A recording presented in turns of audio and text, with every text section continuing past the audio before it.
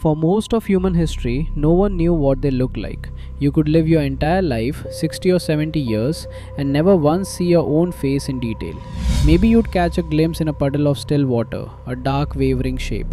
Your mother could describe your features, a lover could tell you your eyes were brown, but you'd never see what they saw. Your own face was a stranger's face. And for 200,000 years, nobody thought that was strange. Then, around 6000 BC, someone in Anatolia picked up a piece of obsidian, volcanic glass, black and smooth, naturally reflective. They polished it, and for the first time, a human being stared at themselves and recognized what stared back. The reflection was dark, warped, imperfect, but it was undeniably them. That moment, multiplied across generations and continents, changed human psychology in ways we are still figuring out. The earliest polished obsidian mirrors turned up in Çatalhöyük, one of the world's oldest settlements. They're small, palm-sized, and ground to a remarkable flatness considering the tools available. Archaeologists found them in burial sites, placed alongside the dead. So these weren't about vanity, they were spiritual objects. Many ancient cultures believed a reflection wasn't merely an image, it was the soul made visible. To see your reflection was to see your essence. And if the mirror broke or if someone else captured your reflection, your essence was in danger. The Egyptians made mirrors from polished copper and bronze. Expensive, labor-intensive, reserved for the elite. The goddess Hathor, deity of love, beauty and music, was symbolized by a mirror. Priests used mirrors in temple rituals, angling them to catch sunlight and direct it into dark chambers. A mirror wasn't just reflective, it was sacred technology. But the ancient Romans are the ones who democratized reflection and unleashed its consequences. Roman glassmakers figured out that if you blew a glass sphere, cut it open, and coated the concave interior with lead, you got a small curved mirror that was relatively cheap to produce. For the first time, ordinary people could own a reflection. And it terrified them. Romans believed mirrors could trap your soul. Breaking one meant 7 years of bad luck, a superstition that has survived for over 2000 years. The logic made sense on its own terms. If the mirror holds your image and the mirror breaks, your image fractures. And 7 years was the time Romans believed it took for the body and therefore the soul to completely regenerate. Wealthy Romans covered their mirrors when someone in the household was dying, fearing the departing soul would get trapped in the glass instead of passing to the afterlife. Jewish, Greek, and Victorian cultures all independently developed the same practice. Now, the real darkness. The chapter that involves assassination, state secrets, and mass poisoning began in Venice. In the late 1300s, Venetian glassmakers on the island of Murano stumbled onto a technique that would make Venice the richest city in Europe. They figured out how to create flat glass mirrors backed with an amalgam of tin and mercury. The result was something the world had never seen: a clear, undistorted, life-sized reflection. For the first time, you could see yourself as others saw you. Every wrinkle, every blemish, every expression. The effect on buyers was intoxicating. European aristocrats paid fortunes for Venetian mirrors. A single large mirror could cost more than a warship. One the size of a modern bathroom cabinet could buy you a country estate.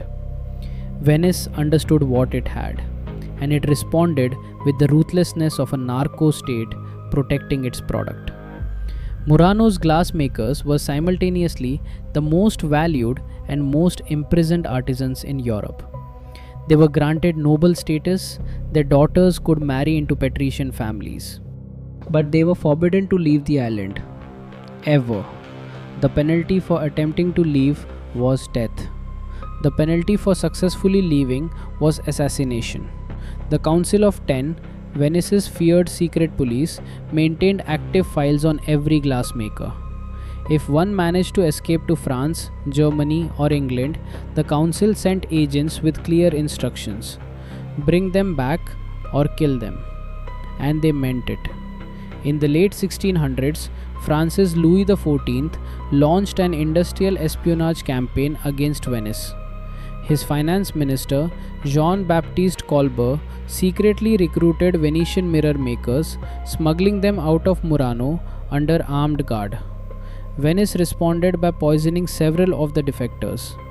At least one died under circumstances so suspicious that the French court lodged formal diplomatic protests. Others were threatened with the murder of their families still on Murano. Some returned voluntarily, broken by guilt and fear. Others disappeared entirely. Colbert eventually succeeded.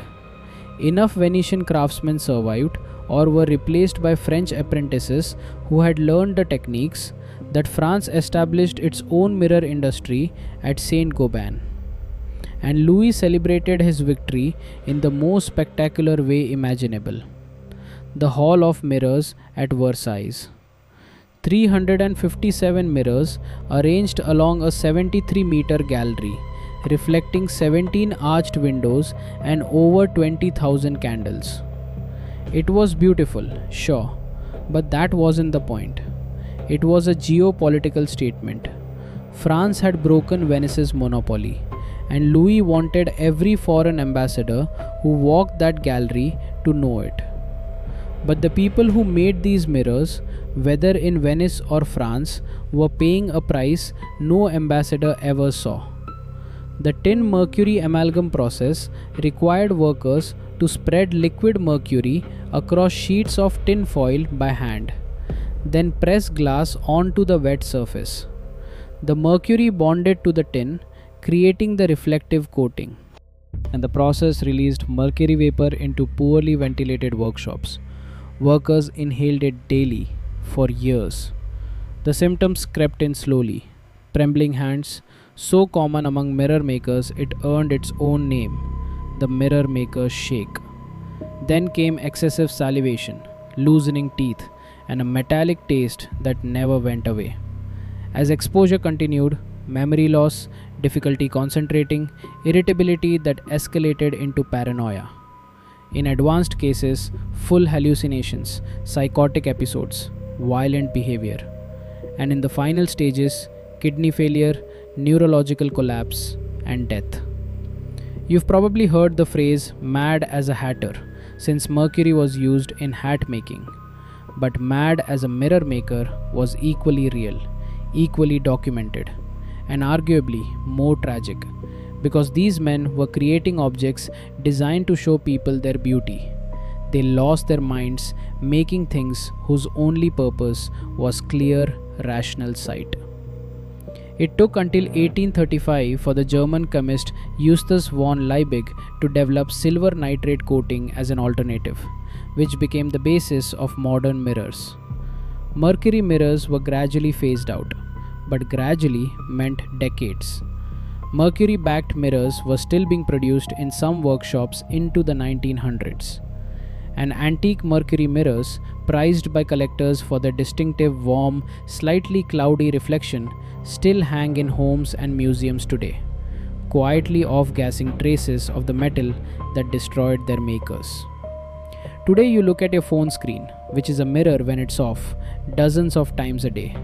You pass reflective surfaces constantly. You know exactly what you look like from every angle, in every light, in real time. Billions of selfies are taken every day, each one an act that would have been literally impossible for 99% of human history. And in many cultures, it would have been considered profoundly dangerous. Because for thousands of years, people believed that seeing yourself too clearly, too often, would drive you insane. That mirrors were portals, soul traps, instruments of vanity that corrupted the viewer. The Greeks told the story of Narcissus, who fell in love with his own reflection and wasted away staring at it. Medieval churches warned that mirrors were tools of the devil. Victorian mourning customs demanded every mirror in the house be covered with black cloth when someone died. And given what happened to the people who actually made the mirrors, the mercury madness, the state assassinations, the imprisoned craftsmen, maybe the ancients were onto something. The mirror shows you everything. but seeing has always cost more than it seems.